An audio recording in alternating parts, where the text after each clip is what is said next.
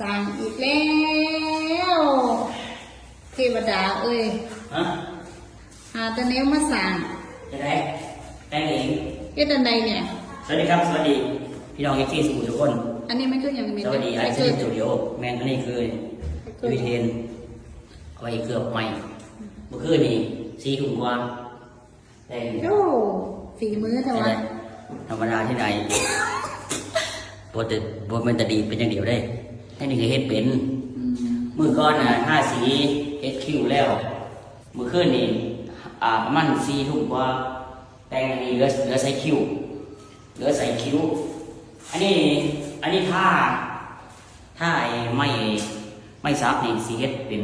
คิ้วเลยคิ้วแต่งคิ้วนอกคิ้วในคิ้วนอกห้องกับคิ้วในห้องคิ้วนอกอันนี้ห้องอย่างในห้องเฮ็ดงานห้องเฮ็ดงานก็ได้เป็นดอกห้องเฮ็ดงานน่ะเอาไว้เป็นห้องรับแขกอันนี้แต่งงานปะเนี่ยเอาเฮ็ดเองแต่งเองเนาะบอกว่าไม่เฮ็ดนี่แล้วไม่มีเงินกินข้าวไม่เป็นไรเอาเงินมาแต่งมาเหลือกระเบื้องของอื่นแต่ว่ามื้อนี้ถ้าคิวไม่ไว้ไม้สักนะซื้อมา4 มัดก็สิเฮ็ดคิวงามคิวไล่ไม้แล้วก็ตอนนี้ก็ใส่แผ่นเฮ็ดแต่คิวเฮียนแต่แต่ว่าไอ้ข้างล่างนี่เดี๋ยวถ้าให้กระเบื้องแล้วก็แต่งแล้วก็สิลอกออกให้สีสันสวยงามเฮ็ดแต่คิวเฮียนหลายเฮ็ดเอานั่นมั้ยจ้างได้แต่บ่ว่างเอาคิวจ้างได้แต่บ่ว่างเพราะว่าเฮ็ดได้แต่บ้านเจ้าของให้เงินไปเฮ็ดให้เมียไปเฮ็ดคิวได้มั้ยเฮ็ดแต่คิวเฮียนเฮ็ดคิวเมียเนี่ยงามบ่งามแต่เป็นหยังมันคือบ่ซ้ำกันมันทันได้แล้วไม่อันนี้น่ะมันซ้ำกันเนี่ยบ่ได้อย่างว่าระดับน้ำมันบ่ได้ระดับน้ำเสียสูง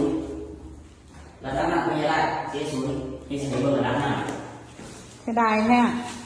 พอไปยังไม่เข้าสีกันแล้วยังสัญญาณระดับเธอตัดเหรอไม่ตัดแค่เราทำให้เสมอเบิ่งระดับน้ำปลาลาดมันห่างมันเลยมาได้ระดับน้ำเดี๋ยวแต่ว่าเดี๋ยวไปสิจับระดับไหมจับระดับล่างไหมเดี๋ยวคือว่าเดี๋ยวระดับเอาระดับเห็นซ้ำกันมันจะกินบางอย่างหรือว่าอะไรกินบางอย่างเดียวนะเป็นอย่างเราเดินแต่งไหนง่ายไม่หมายถึงว่าฝั่งนั้นเธอตัดออกเหรอหรือใส่เป็นแผ่นยาวเลยใส่แผ่นยาวหรือตัดออก